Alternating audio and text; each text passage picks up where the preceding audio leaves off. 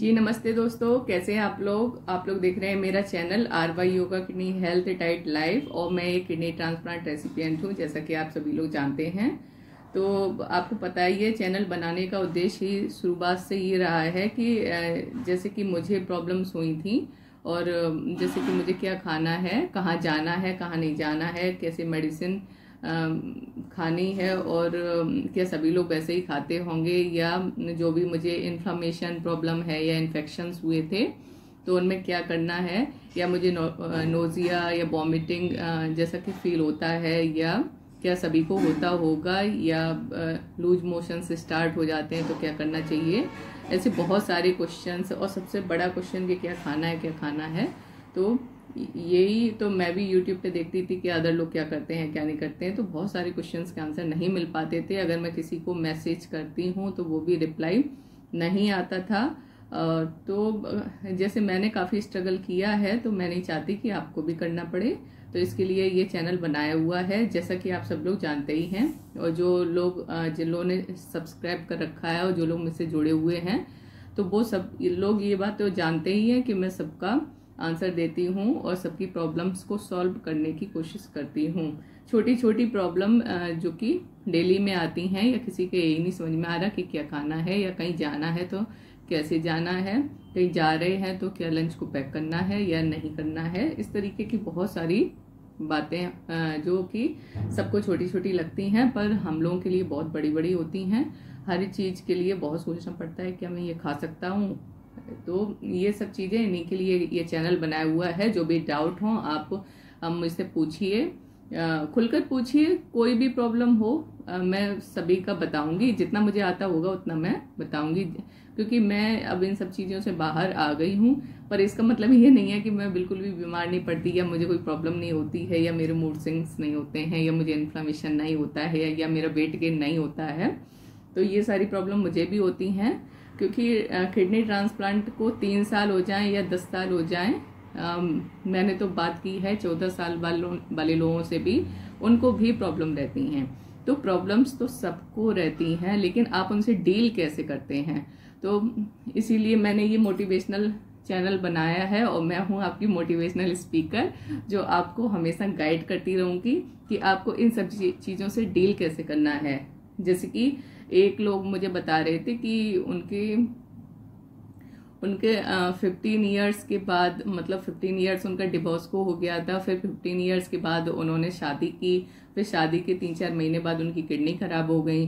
तो मतलब काफ़ी मतलब सैड स्टोरी है कि उनको खुशी कभी मिली नहीं। तो वो काफ़ी मतलब परेशान हैं कि कैसे क्या होगा, और वेट भी काफ़ी गेन हो गया है, और कि क्या डाइट फॉलो करनी है इस तरीके से, या अब आगे वो कैसी दिखेंगी, और आगे वो कैसी स्वस्थ रहेंगी नहीं रहेंगी, कि इसी तरीके से।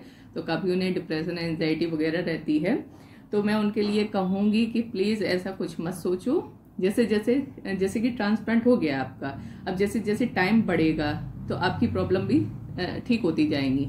अब आप ये सोचिए कि आपका तुरंत ही किडनी ट्रांसप्लांट हुआ है और आपको कोई इश्यू ना हो, आप बिल्कुल ठीक हो चुके हों, तो ऐसा कैसे हो सकता है। किडनी को वर्क करने में भी तो टाइम लगता है। तो इसी तरीके से, और अगर किसी का किडनी ट्रांसप्लांट के बाद में क्रेटिनिन बढ़ा हुआ है तो तुरंत बायोप्सी कराने की जरूरत नहीं है। थोड़ा सा टाइम दीजिए अपनी बॉडी को और किडनी को वर्क करने के लिए, थोड़ा सा टाइम दीजिए। समय के साथ सब ठीक हो जाएगा। हाँ, आपको ज़रूरत है प्रॉपर एक्सरसाइज की। स्टार्टिंग में एक्सरसाइज नहीं करनी है, आप 6 मंथ या 1 ईयर के बाद स्टार्ट करें, जैसा आपको कंफर्टेबल लगे। हाँ, स्टार्टिंग में आप मेडिटेशन कर सकते हैं और हल्का फुल्का योगा कर सकते हैं।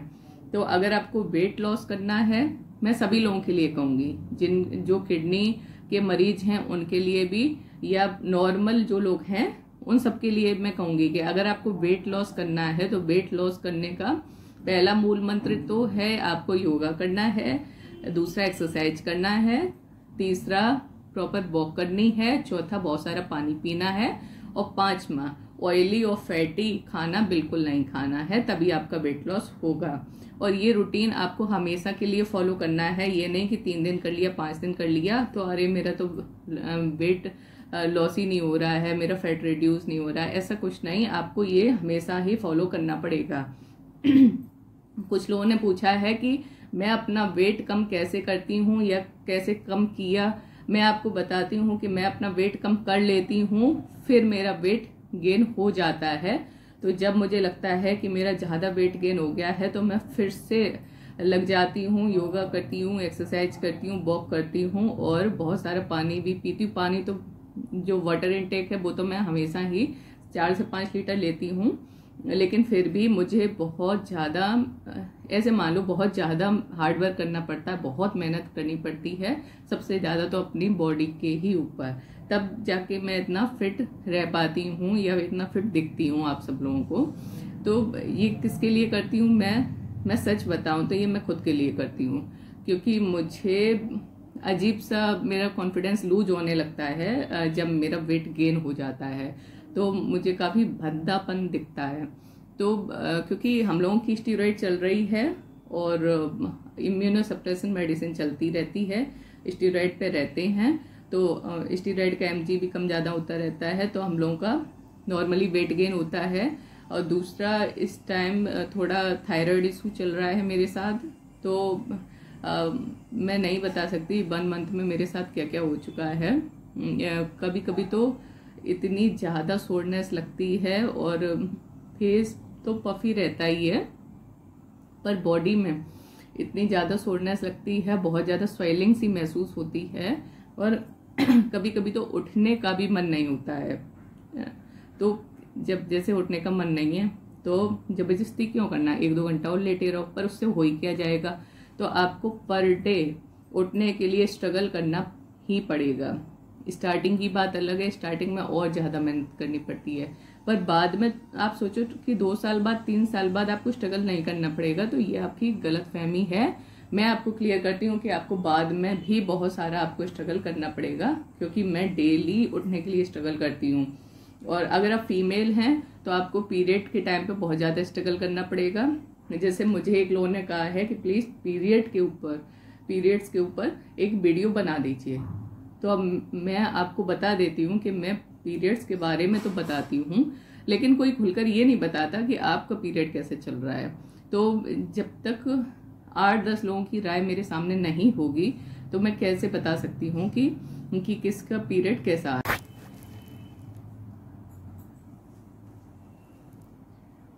तो मैं आपको बता रही थी कि एक यूएस वाली आंटी हैं, तो उन्होंने मुझे बताया हुआ था कि उनका पीरियड जो ट्रांसप्लांट के बाद काफ़ी हैवी फ्लो रहता था, तो उनका पीरियड 7 इयर्स तक बहुत ज़्यादा हैवी फ्लो रहा था।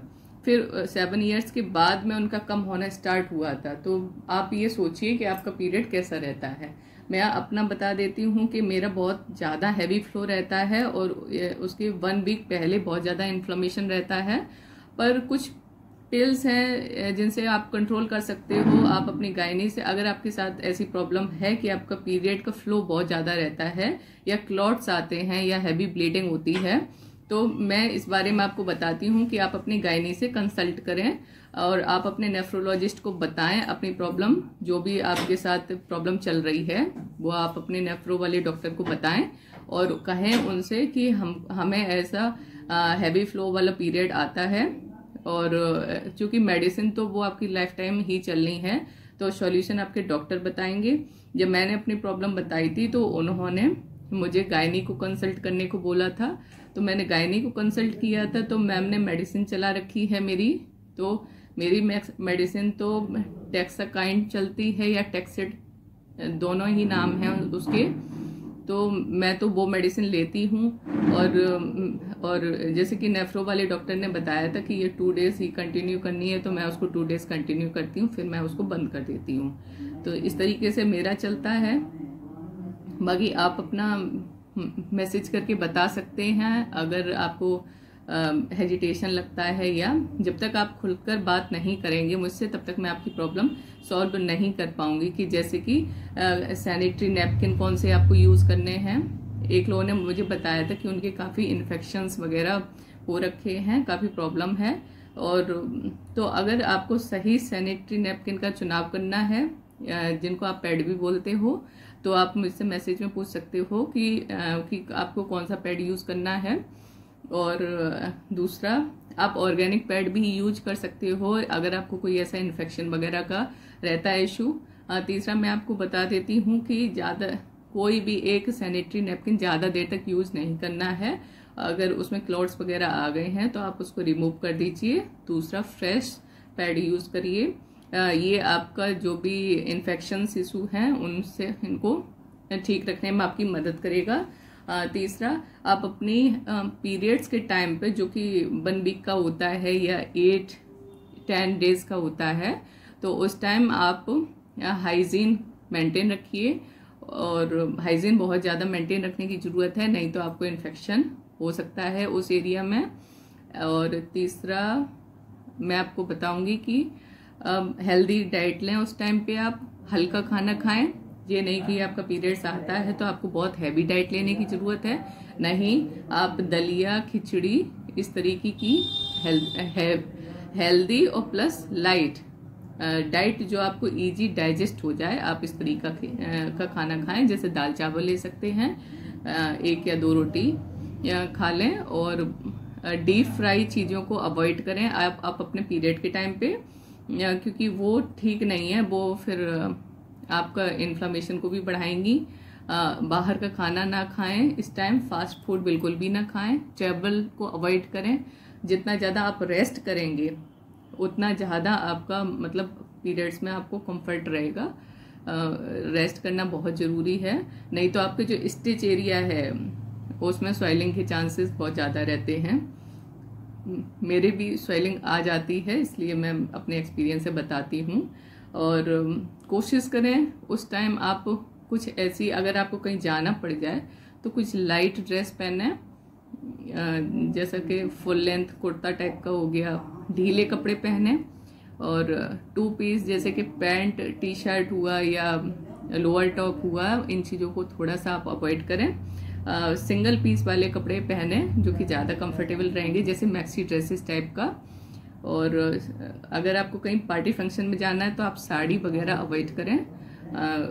इससे भी आपके स्टिच को प्रॉब्लम आएगी, क्योंकि सबके स्टिच तो लगे तो सामने ही होते हैं खड़े खड़े। तो ये सब मेरे सुझाव रहेंगे आपके पीरियड्स के टाइम को लेके। और ऊपर दूसरा मैं कहूँगी आपको बहुत सारा पानी पीना है। फ्लूइड इनटेक आप अच्छा रखें, जैसे कि पानी पिए, लस्सी पिए, छाछ पिए। आपको पता है गर्मी चल रही है, समर सीजन है, तो आप लस्सी पिए, छाछ पिए, पानी ज़्यादा से ज़्यादा पिए। ठंडा पानी ना पिए। बहुत लोगों का मन है ठंडा पानी पीने का, मेरा भी था, तो मैं अपना लेटेस्ट एक्सपीरियंस शेयर कर रही हूँ आपसे कि प्लीज़ ठंडा पानी ना पिए। क्योंकि मैंने 3-4 दिन अपनी बोतल में थोड़ा ठंडा पानी मिला के पिया, मुझे इतनी प्रॉब्लम हुई, ऐसा लगा कि मेरी बॉडी जाने कितनी ज़्यादा स्वेलिंग कर चुकी है, बहुत बॉडी पेन रहा। तो मैं इसलिए कहती हूँ कि प्लीज़ समर सीजन है फिर भी आप ठंडा पानी नहीं पिए, नॉर्मल पानी को पिए आप, जो कि ना गर्म हो ना कि ठंडा हो। सादा पानी पिए और 4-5 लीटर पानी वो पी जाएं। बाकी आप खरबूज तरबूज खाएं, खुद को फिट रखें और अपने पीरियड्स को अच्छा बनाएं। बाकी और भी जो आपकी प्रॉब्लम्स हों, जो भी डाउट हों, आप उन कमेंट सेक्शन में पूछ सकते हैं, मैं सबके आंसर दूंगी। और होपलेस बिल्कुल ना होएं, क्योंकि होपलेस होने से भी कुछ नहीं होगा। आप खुद को तकलीफ देंगी और अपने परिवार को तकलीफ देंगी, जिन्होंने आपको अभी तक जिंदा रखा हुआ है, ट्रांसप्लांट करके भी बचा लिया है और इतना सारा पैसा खर्च किया है। और जो आपकी मंथली मेडिसिन आती है, रूटीन टेस्ट होते हैं, उन पे इतना खर्चा करते हैं, फिर आप उनको अपना सड़ा हुआ लटका हुआ मुंह दिखाएं तो कोई मतलब नहीं बनता है। तो करना क्या है, खुश होके रहिए। खुश रहने से हार्मोन्स भी अच्छे रहते हैं। अब मेरे हार्मोन इतने अच्छे तो नहीं रहते हैं, मुझे चिड़चिड़ी बहुत ज़्यादा आती है, पर मैं आपको एडवाइस करूंगी कि प्लीज़ आप खुश रहिए। खुश रहने से बहुत कुछ चेंज होता है आपकी बॉडी में और आपकी बॉडी बहुत ज़्यादा अच्छी भी हो जाती है। मेरी मम्मी चाय बना के लाई थी, ठंडी भी हो गई है, बताओ। मम्मी के पास आने का यही फायदा होता है कि बनी बनाई चाय मिल जाती है। तो मैं आगे बता रही थी कि सबसे ज़्यादा खुश रहें, बहुत ज़्यादा खुश रहें। अब बहुत से लोग कहेंगे कि मेरे पास खुश रहने की वजह क्यों नहीं, कि वजह है आपके पास खुश रहने की। जितने होपलेस लोग हो चुके हैं, मैं उनसे कहूंगी कि बहुत ज्यादा वजह है आपके पास खुश रहने की, कि भगवान ने आपको दूसरी जिंदगी दी है, एक दूसरा चांस दिया है कुछ करने का। अब बहुत लोग कहेंगे कि अरे जॉब करने जाएंगे तो इन्फेक्शन हो जाएगा, बाहर जा नहीं सकते, घूमने फिरने बाहर का खा भी नहीं सकते, तो क्या करें, क्यों खुश रहें। तो इसके अलावा भी बहुत सारे काम हैं जो आप कर सकते हैं, और स्टार्टिंग के 1-2 साल कम कर सकते हो, फिर आप खूब करो। जो भी मन करे, जहाँ घूमने जाना है आराम से घूमने जाओ, और 6 महीने का प्रिकॉशंस ले लो। उसके बाद खूब घूमो फिरो, अपना खाना घर से पैक कर लो, बना के पैक कर लो, जहाँ जाने का मन हो वहाँ जाओ, घूम फिर के अपना वापस आ जाओ। और कितना कुछ है करने के लिए। आप बुक्स पढ़िए, आप योगा करिए, एक्सरसाइज करिए, मेडिटेशन करिए, और खुश होके, कुछ नहीं, खुश होके अपने वीडियो बनाइए, कोई अच्छे कपड़े पहनिए, उनसे अपनी फोटो निकालिए, देखिए आप कितने अच्छे लगते हो। बहुत लोगों ने कहा कि अब हम अच्छे ही नहीं लगते हैं, तो मेकअप प्रोडक्ट आते हैं उनको यूज करिए, बहुत ज़्यादा महंगे नहीं, थोड़े सस्ते वाले ले लो, यूज करो, अच्छे लगने लगोगे।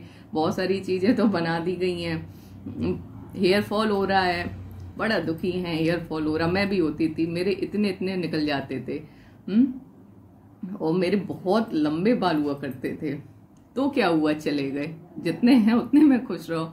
मैं ना इतने भी नहीं बड़े होने देती, इस बार मेरे इतने बड़े हो गए, इतने भी नहीं होने देती, मैं यहाँ से कट करा देती हूँ, कोई मतलब झंझट ही नहीं। छोटे रहेंगे तो गिरेंगे ही नहीं। अरे बालों से कोई खुश क्यों रहेगा। खुश रहने के लिए बहुत सारी चीजें भगवान ने बनाई हैं। नेचर लवर बनो, प्रकृति को प्यार करो, पेड़ पौधों को प्यार करो, फूलों को देखो कितने सुंदर हैं, कितने प्यारे हैं। बहुत सारी बुक्स हैं, बहुत अच्छे राइटर्स हैं जो लिखते रहते हैं, उनको पढ़ो, आपका टाइम निकलेगा। कुकिंग में है बहुत सारा सीखने को, सो सीखो, बनाओ, खाओ, खुश रहो, फैमिली भी खुश रहेगी आपकी। और रही बात करियर की, तो आप खुद अपना कोई छोटा मोटा धंधा खोल सकते हैं, कोई छोटा मोटा काम करें। जैसे जिस भी चीज का शौक रहा हो, अधूरा रह गया हो, भाई पहले ना कर पाया हो, बाद में उसको शुरू करो। किसी को लिखने का शौक होता, किसी को गाने का, किसी को डांस का, किसी को योगा करने का, कराने का, ऐसे बहुत सारे शौक हैं जो लोगों के छूटे आते हैं, कभी जिम्मेदारियों के पीछे, कभी जॉब के पीछे, वो अपने करो। और अगर कोई किसी की जॉब है तो वो अपनी जॉब कंटिन्यू कर सकता है, थोड़े से प्रिकॉशन के साथ, जैसे कि मास्क लगा के जाएं, अपना खाना साथ में लेके जाएं, अपनी पानी की बोतल साथ में लेके जाओ, और अगर वहाँ पे आरओ की सुविधा नहीं है तो अपनी 2 बोतल भर के ले जाओ, 2-3 घंटे का होता है, 4 घंटे का होता है, अपना करके वापस आ जाओ। और अगर पानी तब कम पी पा रहे हो ना, तो बचा हुआ जो इनटेक है ना, वो शाम से पूरी रात अगली सुबह तक उस इनटेक को खत्म करो। मतलब 24 घंटे में 4-5 लीटर पानी आपको पीना है। तो जरूरी थोड़ी है कि वो 4-5 घंटे में आपको 4-5 लीटर पीना है, आपके पास पूरे 24 घंटे हैं। अगर आप ट्रेवल कर रहे हो, कम पानी पी लो, बाद में घर में आके जितना पानी पीना है आप उतना पानी पी सकते हैं। इस तरीके से आप अपना जॉब भी कंटिन्यू कर सकते हैं। पर भीड़ वाली जगहों पे प्लीज मास्क जरूर लगाएं।